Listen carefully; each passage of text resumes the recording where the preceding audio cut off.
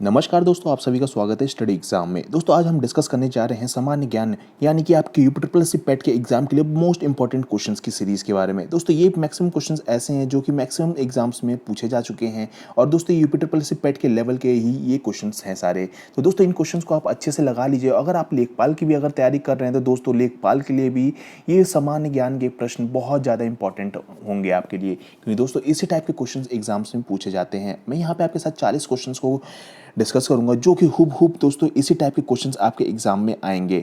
तो दोस्तों इस वीडियो को ध्यान से देखिएगा और वीडियो को सारे क्वेश्चंस को आप एक साथ लगाइएगा। दोस्तों एक तरह से आप लाइव टेस्ट की तरफ मान के चलिए कि मैं आपके साथ 40 क्वेश्चन कराऊंगा। आप 40 क्वेश्चंस को एक पेपर पे लिखिए, 40 क्वेश्चन, और आंसर अपने आप कीजिए। और दोस्तों एंड में आप मुझे बताइए कि 40 क्वेश्चन में से कितने आपने 40 आंसर्स में से 40 में से कितने मार्क्स आपके आ रहे हैं। तो कमेंट बॉक्स में उस चीज़ को कमेंट करके जरूर बताइएगा। तो चलिए दोस्तों वीडियो को शुरू करते हैं। और वीडियो को जो भी लोग इस चैनल पे नए हैं और दोस्तों वो लोग हमारे चैनल को सब्सक्राइब कर लें और वीडियो को लाइक करना ना भूलें, क्योंकि आपके लिए ऐसी और वीडियोस मैं लेके आता रहूँगा। तो दोस्तों पहले क्वेश्चन की बात करें तो एडमिरल कप किससे संबंधित है?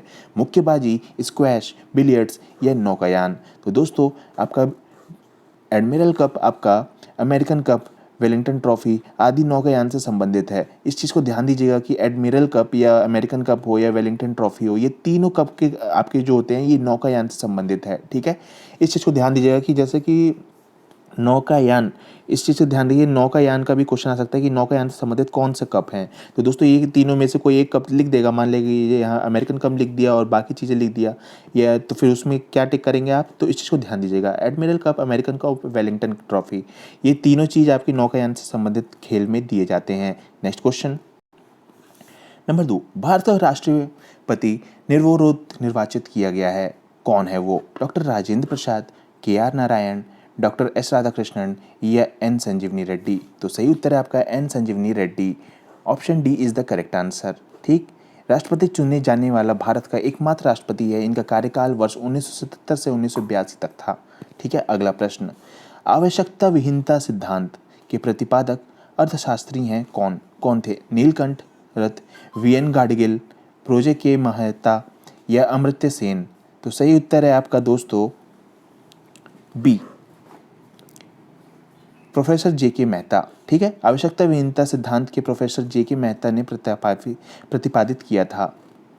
अगला प्रश्न, सूर्य का दीप्तमान आमुख जिसे हम देखते हैं वो क्या कहलाता है? वर्णमंडल, वातावरण, प्रकाश मंडल या स्थल मंडल? तो सही उत्तर है दोस्तों आपका सूर्य की दीप्तामान सतह को प्रकाश मंडल, मतलब कि यानी कि जो फोलोस्फीयर होता है उसे कहते हैं, जबकि सूर्य के से वायुमंडल का वह भाग जो सूर्य ग्रहण के समय दिखाई देता है उसे कोरोना कहते हैं। ठीक है, तो इस चीज़ को ध्यान दीजिएगा, आपका प्रकाश मंडल उसे कहा जाता है। इसका सही उत्तर है आपका प्रकाश मंडल। अगला प्रश्न, नर्मदा के अतिरिक्त कौन सी दूसरी नदी अमरकंटक से निकलती है? बेतवा, ताप्ती, महानदी या सोन? तो सही उत्तर है आपका नर्मदा और सोन नदियाँ का उद्गम मैकाली पठारी पर स्थित है। तो आपका दोस्तों यहाँ पे आपका सही उत्तर हो जाएगा डी ऑप्शन इज द सही करेक्ट आंसर, जो कि अमरकंटक की पहाड़ियों से होता हुआ निकलती है। सोन नदी बिहार से में पटना के पास गंगा से मिल जाती है। रिहंद इसकी प्रमुख सहायक नदी है। ठीक है, अगला प्रश्न, कब अग्नि ज्वलनशील नहीं हो पाती? अग्नि ज्वलनशील कब नहीं होती है? तो हवा से ऑक्सीजन 30% से कम होने पर, या हवा में ऑक्सीजन के 25% से कम होने पर, या हवा में ऑक्सीजन के 20% से कम होने पर, या हवा में ऑक्सीजन के 15% से कम होने पर? तो सही उत्तर है दोस्तों आपका ऑप्शन डी, यहाँ पे हवा में ऑक्सीजन के 15% से कम होने पर यहाँ पे दोस्तों आग नहीं जलती है, परंतु 15 से अधिक ऑक्सीजन होने पर आग जलती है। ऑक्सीजन ज्वलनशील गैस नहीं है, जबकि यह आग के जलने से सहायक होती है। ठीक है, ध्यान दीजिएगा इस चीज़ पे। अगला प्रश्न, ब्रिटिश शासन के भारत से उखाड़ फेंकने के लिए इनमें से किसने फ्रांसीसियों की मदद मांगी थी? संभाजी, शिवाजी, हैदर अली या टीपू सुल्तान? तो सही उत्तर है आपका ऑप्शन डी, टीपू सुल्तान। ठीक, टीपू सुल्तान यहाँ पे आपका सही उत्तर है। हैदर अली की मृत्यु के बाद वर्ष 1792 में टीपू सुल्तान बना, जिसने श्री रंगटनप में फ्रांस व मैसूर में की मैत्री का प्रतीक स्वतंत्रता का वृक्ष लगवाया था। जैकोबिन क्लब की सदस्यता ग्रहण की थी। ठीक है, अगला प्रश्न, निम्नलिखित में से किस में सर्वाधिक ऊर्जा होती है? लाल प्रकाश में, नीला प्रकाश, हरा प्रकाश, पीला प्रकाश? तो सही उत्तर है आपका दोस्तों बी, नीला प्रकाश, ठीक, में विभिन्न रंगों की ऊर्जा का अवरोह क्रम होता है। जैसे विवक्योर आप जानते होंगे दोस्तों, violet, indigo, blue, green, yellow, orange, red, ठीक है। इसे दिए गए विकल्पों में से नीले रंग के प्रकाश की ऊर्जा सर्वाधिक होगी। अगला प्रश्न, प्रसिद्ध बांसुरी वादक हरिप्रसाद चौरसिया का जन्म कहाँ हुआ था?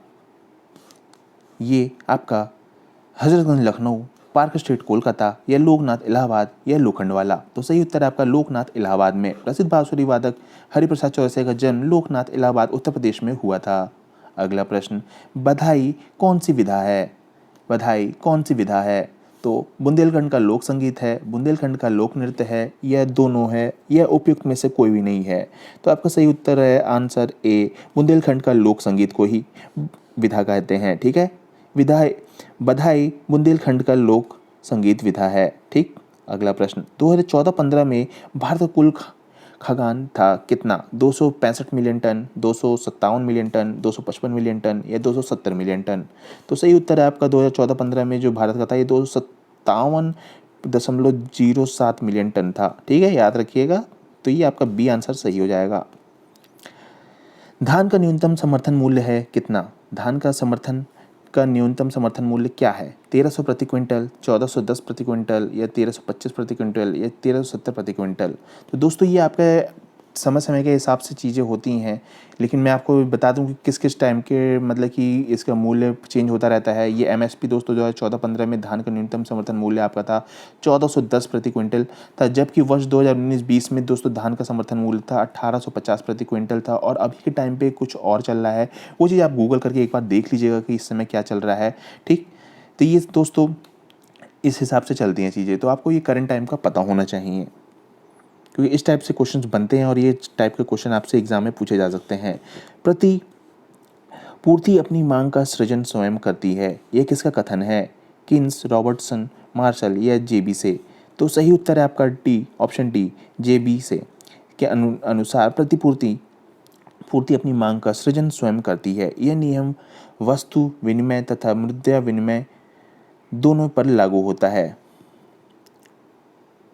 My country my life, my country my life किसकी आत्मकथा है? सुचित्रा सेन, या राम मनोहर लोहिया, या लाल कृष्ण आडवाणी, या सुचित्रा कृपलानी? तो सही उत्तर है आपका लाल कृष्ण आडवाणी जी का, ठीक है। Option C is the correct answer.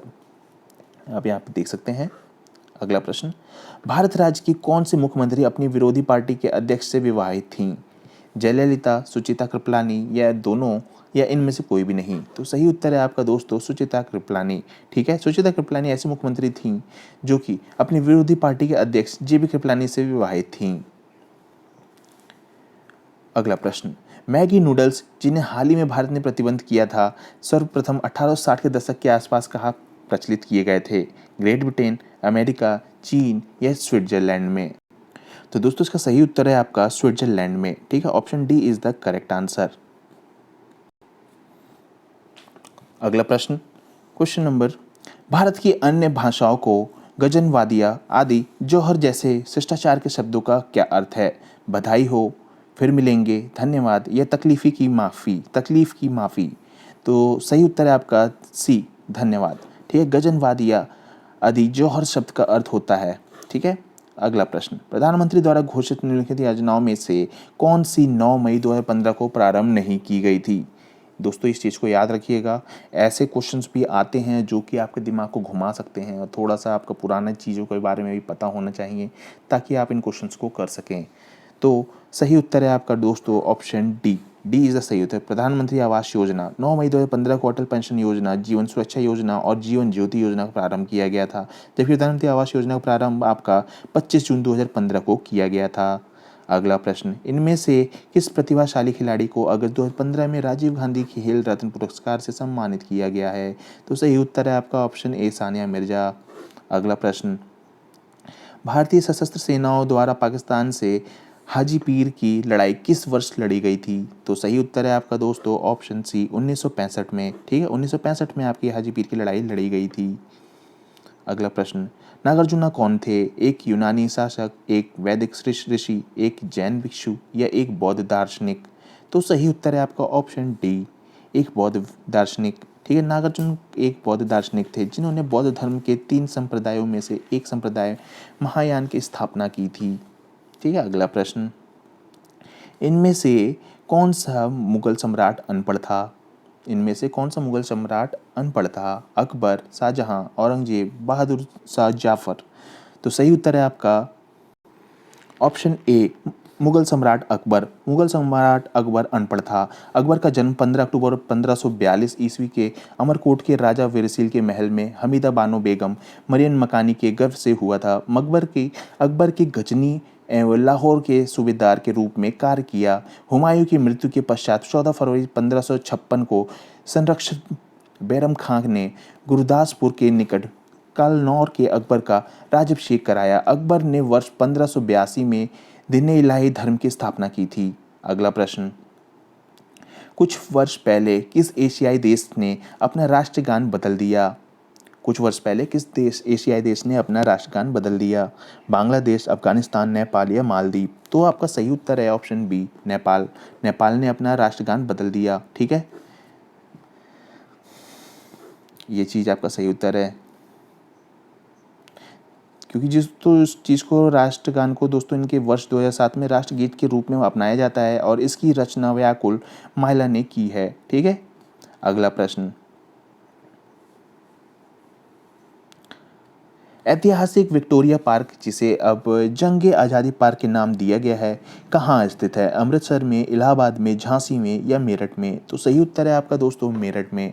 ठीक है, option D is the correct answer. ऐतिहासिक विक्टोरिया पार्क, जिसे अब जंग आज़ादी पार्क के नाम दिया गया है, उत्तर प्रदेश राज्य के मेरठ जिले में स्थित है। ठीक है, इस चीज़ को ध्यान दीजिएगा दोस्तों, बहुत इंपॉर्टेंट क्वेश्चन है ये आपका।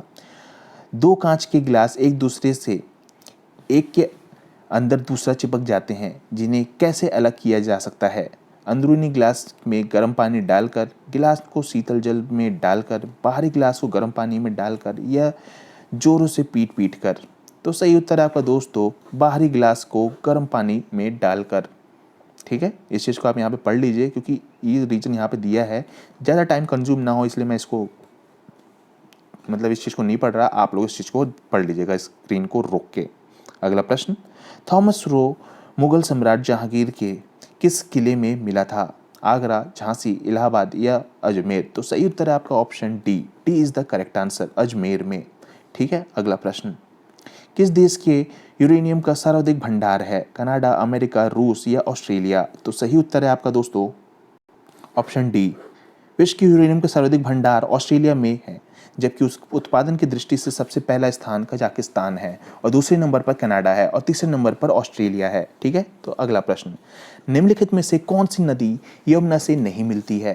केन, बेतवा या सोन या चंबल? तो सही उत्तर है आपकी बी, सोन नदी आपकी नहीं मिलती है यमुना से। ठीक है। अगला प्रश्न, गंडक सिंचाई परियोजना किन प्रदेशों का एक संयुक्त प्रयास है?